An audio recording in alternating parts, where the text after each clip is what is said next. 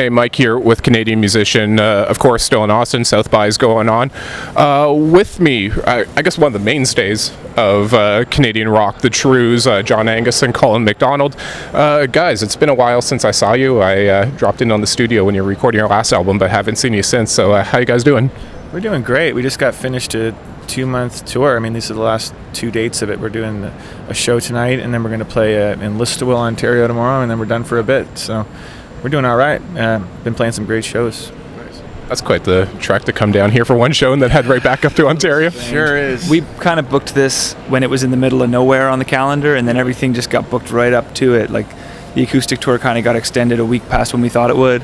So it's a fly in and fly out. But we've done the South by 4 or 5 day experience multiple times, and as fun as it can be, we're happy to play once and get out of town as well.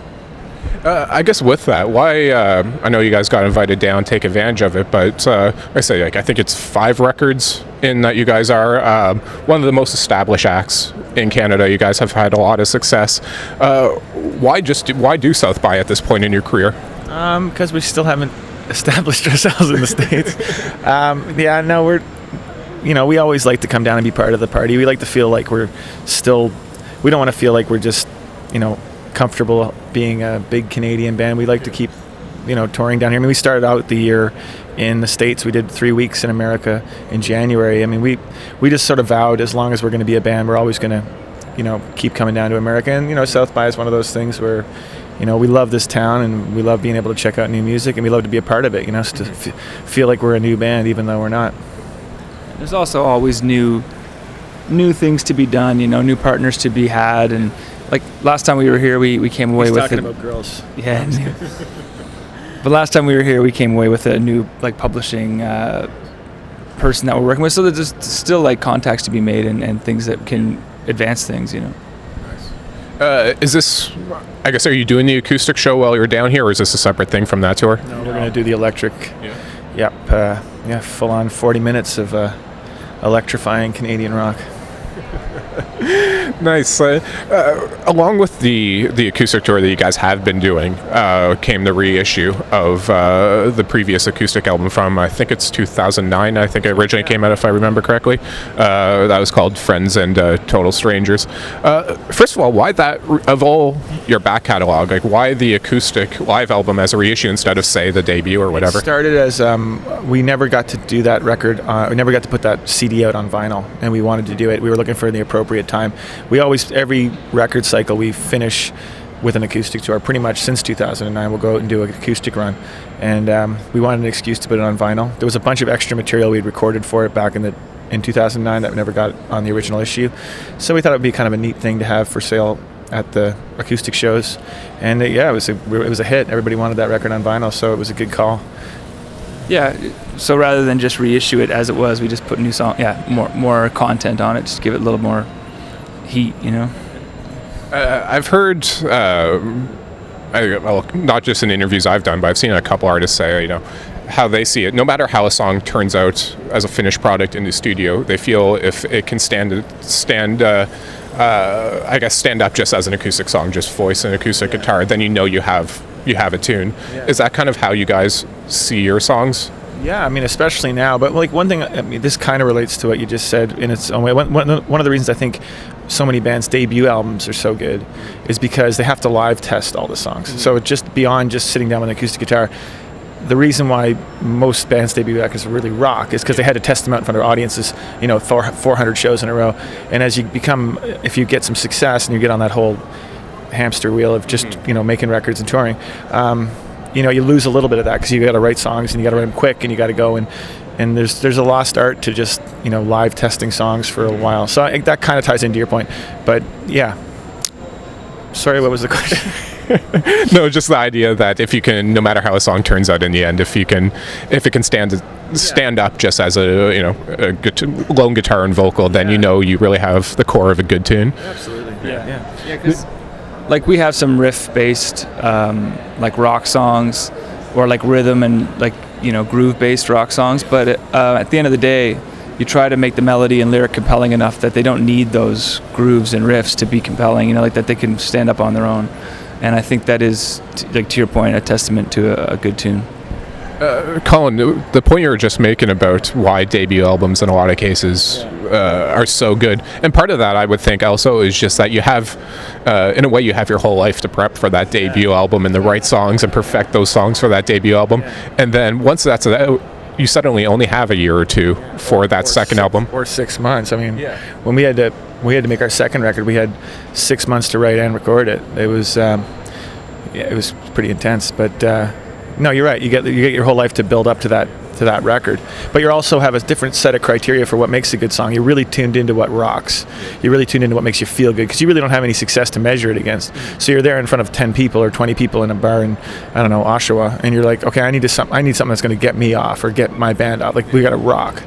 And that's where your first record comes from all the time. It comes from a real pure, real place. And I think it's a challenge for any band that's been doing it for a long time to get back to that place as much as you can. And not let like the business or the deadlines or the stress get to you, and just remember, what I back before I thought you could even have a career as a band, like what you can actually make money. It's like back those days, you really just cared about making something that you really felt, and that's why I think, those early records are so good. Like, what else did you guys like having this experience now of having a number of albums under your belt and going through that process a bunch of times of making that transition from one record to getting into prepping the next record? Like, what did you guys learn about just how to handle that schedule and that commitment of transitioning from that record to the next one, which is often only 2 years out? We really got into collaborating with everybody was writes in our band, and it'd be the four of us in a jam space, and everybody would bring songs in, and it was our way of keeping up with a pretty demanding schedule too. It's like if there's just one guy having to write everything, that can be a lot of stress and a lot of pressure, and it might not always be very good. But I've been lucky to be in a band with guys that are equally creative and are equally as compelled to write music, and it's helped our band because we've been able to keep up good material and keep being able to tour, and for your last album, the self-titled fifth album, which has done very well, like I mentioned last time I saw you guys, I met you in the studio and you were just kind of finishing up that record. When you were putting that together, it was the first time you guys had done the crowdfunding thing.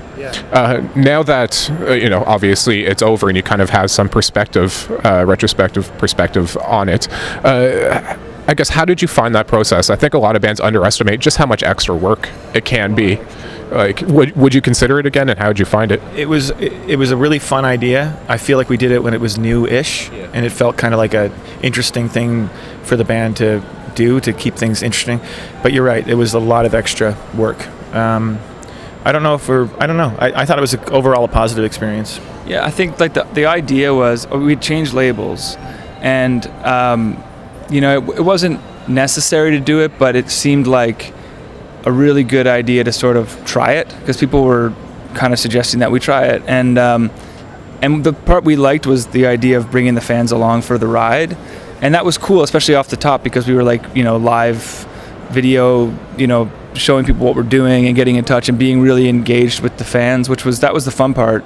But then the back end stuff was like pretty demanding, and then you're on tour and you're trying to like do meet and greets in every town, and that just compounds the day of press and the sound checks, and it makes everything a little bit crazier. And the street hockey thing sounded like fun. It was kind of kitschy and very, very Canadian, but we having to wake up like after the Stampede and being all hungover and then drive to fucking Medicine Hat to play a street hockey game. We're just like, this is fun. It was fun, and God loved those people that did that, and they were really cool people, but I was just feeling like, it looked good on paper. A lot of stuff in this business looks good on paper. Nice. But we had a lot of fun. I love the fans who and play. We're a kick-ass street hockey team. Maybe even better than we are a band. Nice. I'd seen one of you mention in another, I think, relatively recent previous interview that you're in the process of prepping a greatest hits album. Where's that at? And is that kind of seems like a milestone in a band's career when you've reached a point where you can justify a greatest hits? Yeah, we're kind of getting between you and me and everybody watching. We kind of got dragged kicking and screaming. It's a contractual thing. I mean, we don't want to do a greatest hits necessarily, but we did record 4 new songs for it because we're not going to put anything out without having something new to offer. And there's like 4 really cool new songs. it's coming. It's happening. It's definitely happening. But it's not a bad time to do it either. Like about a year and a half ago, like a founding member of the band left, and since it coincided with us, the label wanting us to do it, it didn't seem like a bad time to like take a snapshot of what we've done so far, and then we can move on from there. What we hope to do is follow it really closely with a brand new record, like within 5 or 6 months. That's sort of the plan right now, and we're compiling all kinds of material for that, and we hope to make a record sort of quickly on the heels of it. Like right now we're sort of compiling material, but what I'd like to do is just go to a studio and like record 10 songs, and that would be the next record, and not to belabor the point too much. Like the way the last record was made was really like strategic, and it kind of had to be just by the nature of how we put it together, but I kind of hope to just get more performance-based live off the floor type of record and do it quantizing. And do it quickly. That's what we hope to do. I guess then taking 4 songs and putting it on that package, on the greatest hits package, but like you said, wanting to follow up with a new full album of new material so closely after. Where do you find that divide as far as, do you know what will be on the new album versus what 4 songs will be on the greatest hits? Yeah, we already cut the 4 songs for the greatest hits. We cut them in December. And we cut them with Gavin Brown, who did our last record, and it was great. I mean, Gavin's a great producer, and I mean, I'm psyched about it. It sounds really good, but yeah, we want to keep moving on after that too. Yeah. It just was, I guess what I was getting at, was it tough to just know, was there any, I guess, temptation to hold those 4 songs for another album? We were going for singles. Like we wanted to write songs that would be singles on a greatest hits record, like new singles. Okay. The stuff we're writing for our new record is more just me and Jack and John-Angus sitting around with acoustic guitars and just writing songs with no particular, we're not trying to put it in any kind of box. With the songs we put on the new with the greatest hits record, they were definitely aimed at being quick, punchy, and to the point. If you're gonna call it greatest hits, they kind of got to be hits, or at least try to be. Are you guys hands-on as far as picking from the previous material what will be on it, or do you just leave that to the label? We had a hunch what the strongest tunes were, and then Gavin helped us out, because he's got pretty good instincts. He came to the space a couple times, and we just played him everything, and we made a short list, and that list got shorter, and then we had the songs, and we all agreed on them. Do you have, other than, like you said, being more raw, live off the floor for the new record, as far as sonically, style-wise, do you have a sense yet of what that record will be like? It's feeling acoustic to me, but organic, really. Like there's this studio we want to check out in Woodstock called Applehead Studios, and just was recommended by a friend of ours, and I think we'd like to do something that's sort of more organic sounding. Like, I don't know if that means it's going to be all acoustic or anything, but I think that it'll be some kind of version of that, That's interesting. When I saw you guys during the making of the last record, it was at Noble Street Studios, which is right in downtown Toronto. It's a modern studio. Sounds like you want to kind of get out of the city for the new one. Do you find a studio itself and the locale of it can influence a record? I think so. I think so for sure. I get I love Noble Street. I think it's amazing. I think it's a really great place. You're kind of in Gavin Brown world. Like you walk in there and it's his orbit, and you love to be there. And it's really cool that you're in like the best part of Toronto, which is Queen Street West, and you can just go and hang out there. And I think that's amazing. I think I'm in the mood now to like not feel like I'm in a studio, because I find studios give me writer's block. Like I feel more like, we did a record out in Bath, Ontario, at the Tragically Hip studio, and that was so like, it didn't feel like you were in a studio ever, so you always felt like writing, and you just felt you were at an old abandoned schoolhouse or dentist office, whatever it was. But it was super cool, and I think we want to get back to that. Like, no, there's no pressure at all. We're just going to make music and just record it. And, off the start, you said when I was asking you about why you were down here in Austin, you said you guys have kind of made the decision that no matter where you are in your career, you don't want to ever give up on that American market. And just over these number of years, and you guys have had some success down in the U.S., but what have you learned, or I suppose the way of putting it, what kind of advice would you give to a Canadian band as far as how to approach the American market? I think as much as possible, keep the control in your own hands. Because we've learned that putting all your eggs in the basket of a label, running a song up the chart, can be very disappointing. I mean, it can work. It's worked for a lot of bands, but for us, what we're starting to learn is just to find like-minded bands in cities all over the country that you kind of really dig and have a fan base that you could tap into, and then vice versa with places where we do well. So we're trying to take a bit of that control back and just sort of set things up on our own, you know, and make it live. My advice would be to be a good live band and take that control, because the industry is so fickle and hard to predict, and you know, a lot of people tell you to wait around and wait till you write the perfect tune, and then they'll run it up the chart, nothing will happen. Then the band's like, oh, all I did was wait around for 2 years. It's like, well, go out and play.